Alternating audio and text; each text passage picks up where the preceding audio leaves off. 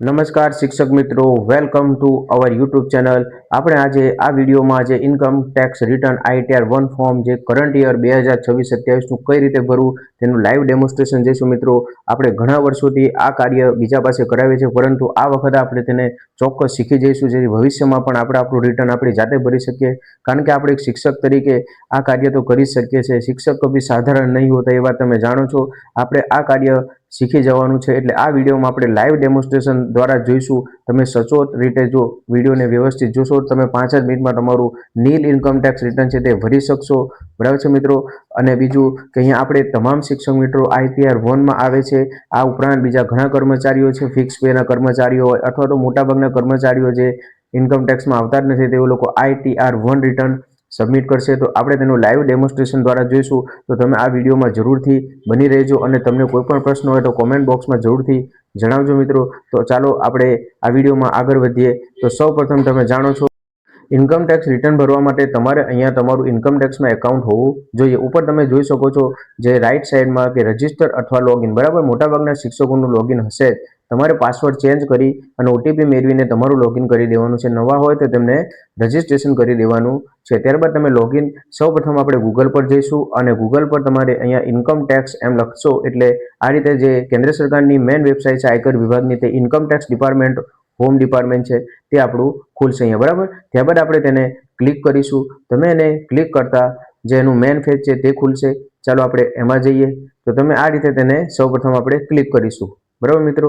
તમે ક્લિક કરશો એટલે અહીંયા જો આપણે લોગિન કરીએ છીએ, લોગિનમાં તમારું જે પાન કાર્ડ છે, બરાબર, અહીંયા જો પાન કાર્ડ નાખેલું છે આપણે અહીંયા પાન કાર્ડ નાખીશું અને કન્ટિન્યુ બટન આપીશું. કન્ટિન્યુ બટન આપશો એટલે જે સાઇટ છે આપણી લોડ થશે, બરાબર. હવે ત્યારબાદ તમારી પાસે અહીંયા જે ચેકબોક્સ છે અહીંયા તમારું પાન કાર્ડ તમે વાંચી શકો છો. ચેકબોક્સમાં આપણે ક્લિક કરવાનું છે અને નીચે જે આપણો પાસવર્ડ છે તે પાસવર્ડ આપણે અહીંયા નાખી દેવાનો છે, બરાબર. આ રીતે તમારે અહીંયા પાસવર્ડ નાખી દેવાનો છે મિત્રો. ખૂબ જ સહેલી અને સરળ પ્રક્રિયા છે. આપણે દર વર્ષે આ મગજમારીથી છૂટવા માટે એક વખત તેને શીખી જવી સારી છે જેથી તમે તમારું અને તમારા ઘરના બધાનું નીલ કરી શકો છો. આ રીતે આપણે એને કન્ટિન્યુ આપીશું, બરાબર. અને ઇન્કમ ટેક્સ ભરવું ફરજિયાત છે, બરાબર. ચાલો આ રીતની એક નોટિફિકેશન છે તેને આપણે બરાબર લોગિન હિયર કરી દઈશું. ચાલો હવે નીચે આપણે એને કન્ટિન્યુ આપતા જેનું મેઇન પેજ છે જે આપણું એકાઉન્ટ છે તે ખુલશે, બરાબર. આ રીતે ચાલો હવે અહીંયા તમે જોઈ શકો છો. પહેલા આપણે એના મેઇન મેનુની વાત કરી લઈએ. તો અહીંયા તમે બધા મેનુ તમને વંચાય છે. અહીંયા આપણું ઉપર નામ હશે, જો અહીંયા ડેશબોર્ડ છે, બરાબર. બાજુમાં ઈ ફાઇલ, બરાબર, એમાં ઇન્કમ ટેક્સ રિટર્ન, ત્યાંથી તમે ઇન્કમ ટેક્સ ફાઇલ કરી શકો છો, બરાબર, પહેલા ઓપ્શનથી.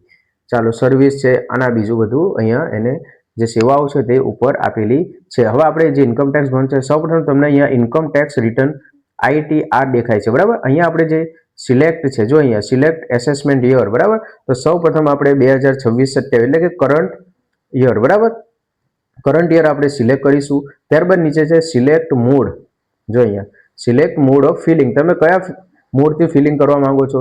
તો મિત્રો આપણે ઓનલાઈન મોડથી આ ફિલિંગ કરીએ છીએ, ઓનલાઈન ભરીએ છીએ એટલે ઓનલાઈન કરીશું. ત્યારબાદ અહીંયા આપણે કન્ટિન્યુ આપીશું, બરાબર. તો આ રીતે કન્ટિન્યુ તમે આપશો એટલે અહીંયા તમારે આવો પેજ ખુલશે, બરાબર. હવે તમે નીચે અહીંયા જુઓ સ્ટાર્ટ ન્યૂ ફિલિંગ, બરાબર.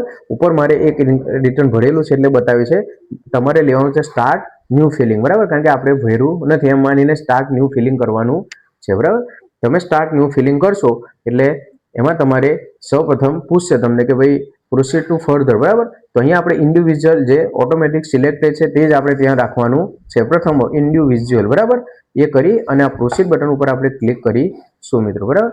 ત્યારબાદ આપણે આગળ જઈશું. તો અહીંયા તમને પૂછે you need to choose the ITR form proceed. હવે આપણે કયું ITR ભરવા માંગીએ છીએ, 1, 2, 3, બરાબર. તો આપણે તમામ મોટાભાગના ITR-1માં જ આવીએ છે. ITR-2માં તો એ લોકો આવે જેને શેર બજાર અથવા તો મ્યુચ્યુઅલ ફંડથી 1,25,000 કરતાં વધુ આવક નફો થયો હોય, બરાબર.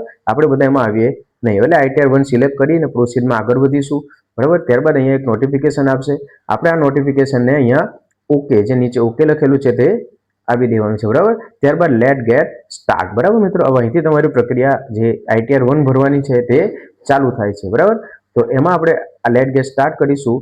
તો ત્યારબાદ આપણને અહીંયા હવે આ રીતનું ખુલશે, બરાબર. પ્લીઝ આન્સર, તમે શું કામ ઇન્ટરનેટ ભરવા જે ITR-1 ભરવા માંગો છો. તો આપણે કાંઈ નથી કરવું. નીચે જે અધર ઓપ્શન છે તે ઓપ્શનને આપણે સિલેક્ટ કરી દેવાનું છે અને કન્ટિન્યુ કરી દેવાનું છે, બરાબર. હજુ આપણે આ પ્રારંભિક માહિતી ભરીએ છીએ. ત્યારબાદ એના 5 સ્ટેપ આવશે. એ 5 સ્ટેપ તમારા આપણા ભરેલા જ હોય છે, બરાબર. ઓફિસ દ્વારા જે ફોર્મ 16 આપવામાં તેના દ્વારા ભરેલા હોય છે. ચાલો હવે સૌપ્રથમ 5 સ્ટેપ આવી ગયા છે. પહેલું છે પી ઇન્ફો, એટલે કે પર્સનલ ઇન્ફો. ત્યારબાદ ગ્રોસ ટોટલ ઇન્કમ, પછી ટીડીએસ, તમામ વસ્તુ આવે છે, બરાબર, ડિડક્શન ને. ચાલો આપણે ક્રમબંધ આપણે ભરતા જઈએ. ચાલો પહેલું છે પર્સનલ ઇન્ફોર્મેશન, બરાબર. હવે પર્સનલ ઇન્ફોર્મેશનમાં આપણે સૌપ્રથમ ઉપર છે એને આપણે ક્લિક કરીશું તો આ રીતે પ્રોફાઇલમાં આપણું નામ, ગામનું નામ, આપણું એડ્રેસ, પરમેનન્ટ એડ્રેસ, તમામ વસ્તુ અહીંયા આવશે. પણ મિત્રો આ વખતે એક નવી વસ્તુ ઉમેરેલી છે, તમારે પણ જેમાં એડિટ કરવાનું છે, બરાબર. તમે અહીં સુધારો વધારો પણ કરી શકો છો, બરાબર. હવે એક જે વસ્તુ જે નવી છે તેમાં આપણે જોઈએ તો અહીંયા પ્રાઇમરી એડ્રેસ અને સેકન્ડરી એડ્રેસ છે, બરાબર. તો આપણું જે પ્રાઇમરી એડ્રેસ છે એમાં જો અહીંયા આપણે સિટીનું નામ એક એડ કરવાનું આવે છે અને ત્યારબાદ અહીંયા યસ કરી દેજો એટલે જે પરમેનન્ટ એડ્રેસ છે એ જ આપણું સેકન્ડરી એડ્રેસ આવી જશે, બરાબર. જો અહીંયા મારે સિટીનું નામ વડોદરા રહી ગયું એટલે અહીં વડોદરા કરીશ એડિટ કરીને અને ત્યારબાદ અહીંયા યસ બટન આપણે ક્લિક કરીશું તો જે પરમેનન્ટ એડ્રેસ છે એ જ રીતનું આપણું સેકન્ડરી એડ્રેસ થઈ જશે, બરાબર. આ આપણી જે પર્સનલ ડિટેલ છે તેમાં આ રીતનું આવે. બસ જો તમારે કાંઈ ના હોય તો કાંઈ નથી કરવાનું, બરાબર. પણ એકવાર પ્રાઇમરી સેકન્ડરી તો તમારે કરવું પડશે, ત્યાં યસ આપી દેવાનું છે. ત્યારબાદ હવે નીચે, બરાબર. ચાલો હવે નેચર ઓફ ધ એમ્પ્લોયમેન્ટ, બરાબર. તમે ક્યાં નોકરી કરો છો એના વિશે છે, બરાબર. તો એને આપણે ક્લિક કરીશું તો અહીંયા જો તમે જોઈ શકો છો, જો તમે સ્ટેટ ગવર્મેન્ટમાં નોકરી કરતા હોય, રાજ્ય સરકારમાં, સેન્ટ્રલ ગવર્મેન્ટમાં છો, કોઈ પબ્લિક સેક્ટરમાં છો, અથવા તો સીજી પેન્શનર એટલે કે કેન્દ્ર સરકારના પેન્શનર છો, રાજ્ય સરકારના, એ તમામ જે કેટેગરી હોય તે પણ તમે પસંદ કરી શકો છો. ખાનગી ક્ષેત્રના જે મિત્રો છે તે પીયુસી, બરાબર, પબ્લિક સેક્ટર અથવા તો અધર્સ, બરાબર, ખાનગી જોબ વાળા મિત્રો અધર પસંદ કરી શકે છે, બરાબર. તો અહીંથી આપણે તે અધર સિલેક્ટ કરી શકે છે. આપણે એક શિક્ષક મિત્રનું ભરીએ છીએ એટલે હું સ્ટેટ ગવર્મેન્ટ પસંદ કરીશ. ચાલો હવે ફિલિંગ સેક્શન, તો અહીંયા ડિફોલ્ટ 139 એક આવે છે, કારણ કે આપણે ડ્યુ ડેટ પહેલા આ ફોર્મ ભરીએ છીએ એટલે 139 સિલેક્ટ કરવાનું છે. જો તમે ડ્યુ ડેટ પછી ભરો તો 139 4 આવશે, બરાબર. ત્યારબાદ 5 છે એટલે આપણે અહીંયા જે છે એ જ રહેવા દેવાનું છે, 139 એક રહેવા દેવાનું છે, બરાબર. ત્યારબાદ નીચે તમને પૂછશે કે તમે નવા કે જૂનામાં ભરવા માંગો છો, તો આપણે અહીંયા નો પસંદ કરીશું, કારણ કે નો એટલે કે આપણે ન્યૂ રિઝાઇમ, બરાબર, ન્યૂ ટેક્સ રિઝાઇમ, જેમાં ઘણા બેનિફિટ રહેલા છે, બરાબર. એટલે આપણે ન્યૂ ટેક્સ રિઝાઇમ પસંદ એટલે ત્યાં નો સિલેક્ટ કરીશું, બરાબર. હવે નીચે શું અહીંયા તમે કોઈ રિસ્પેક્ટિવ એસએસ માટે ભરવા માંગો છો, એટલે કે કોઈ માઇનર વ્યક્તિ અથવા તો કોઈ દિવ્યાંગ વ્યક્તિ માટે ભરવા માંગો છો, તો કે ના, એટલે અહીંયા આપણે નો સિલેક્ટ કરીશું, બરાબર. આ રીતે અહીંયા આપણે કન્ફર્મ આપી દઈશું મિત્રો, બરાબર. એટલે આ રીતે આપણી જે પર્સનલ ડિટેલ છે, જે પહેલો વિભાગ છે તે કમ્પ્લીટ પૂર્ણ થાય છે મિત્રો. જો તમે અહીંયા કન્ફર્મ એમ લખેલું લીલું આવી જશે. ખૂબ જ ઇઝી સ્ટેપ છે, બરાબર. હવે બીજું સ્ટેપ લઈ લઈએ. ચાલો ગ્રોસ ટોટલ ઇન્કમ. હવે અહીંયા આ વિભાગમાં આપણી મોટાભાગની માહિતી જે આપણી ઓફિસ દ્વારા ભરવામાં જ આવે છે, આપણે ખાલી ફોર્મ 16માં જોઈને તેને કન્ફર્મ કરવાની હોય છે, બરાબર. તો અહીંયા જોઈ લો ગ્રોસ ટોટલ ઇન્કમ, જે તમને આંકડો દેખાય છે એ રીતની તમારા પણ હશે. અને નીચે 75,000 જે આપણું સ્ટાન્ડર્ડ ડિડક્શન છે, જે સરકાર દ્વારા આપણને આપવામાં આવે છે તે છે, બરાબર. ખૂબ જ સહેલું છે, અહીંયા આપણે કાંઈ કરવાનું નથી, બરાબર. જો તમને લાગે કે કોઈ માહિતીમાં અહીં આંકડામાં સહેજ ભૂલ છે તો તમે અહીંયા એડિટ કરીને પણ તેને સુધારો કરી શકો છો. જો અહીંયા ઉપર એડિટ બટન છે, બરાબર, અહીંયા તમે એડિટ બટનથી ક્લિક કરશો એટલે તમારે જે સુધારો છે તે અહીંયા તમે કરી શકો છો. અને કાંઈ ના હોય તો પછી તમે સેવ કરીને આપણે બહાર આવી જવાનું છે, બરાબર. તમે અહીંયા આંકડા નાખી શકો છો. જે તમને એમ લાગે કે મારે અહીંયા સહેજ ભૂલ છે આંકડાની, તો તમે આ રીતે સેવ કરી શકો છો, બરાબર. ચાલો હવે આપણે આમાં કંઈ સુધારો છે જ નહીં, બરાબર, કારણ કે આ ઓફિસ દ્વારા જ આપણે ભરીને આપવામાં આવે છે મિત્રો, બરાબર. ચાલો નીચે આવી જઈએ. હવે નીચે તમે વાંચી શકો ઇન્કમ ફ્રોમ હાઉસ પ્રોપર્ટી, બરાબર, એટલે કે તમારી કોઈ ઘર એવું હોય કે જેને ભાડે આપેલું હોય, તેનાથી જો કોઈ એમાંથી ભાડું આવતું હોય એના વિશે માહિતી આપણે કંઈ હોય નહીં, બરાબર. એટલે આ વિભાગમાં કંઈ કરવાનું નથી. નીચે ઇન્કમ ફ્રોમ હાઉસ પ્રોપર્ટી થઈ ગયું, બરાબર, ડિટેલ, બરાબર. હવે અહીંયા જે નવા રિઝમમાં જે તમે લોન લેશો તે હાઉસ લોનનું પણ કાંઈ એમાં આવતું નથી એટલે આપણે એને ખોલતા નથી, બરાબર. ચાલો ઇન્કમ ફ્રોમ અધર સોર્સિસ, બરાબર. બીજી આપણી કઈ આવક છે, તો અહીંયા તમે 553 રૂપિયા જોઈ શકો છો. તો અહીંયા તમે ક્લિક કરશો એટલે તમને વાંચવા મળશે કે આ બેંકનું સેવિંગ એકાઉન્ટનું વ્યાજ છે, બરાબર, ઇન્ટરેસ્ટ છે. બીજી કોઈ આવક હોય તો તમે અહીંયા ઉમેરી શકો છો.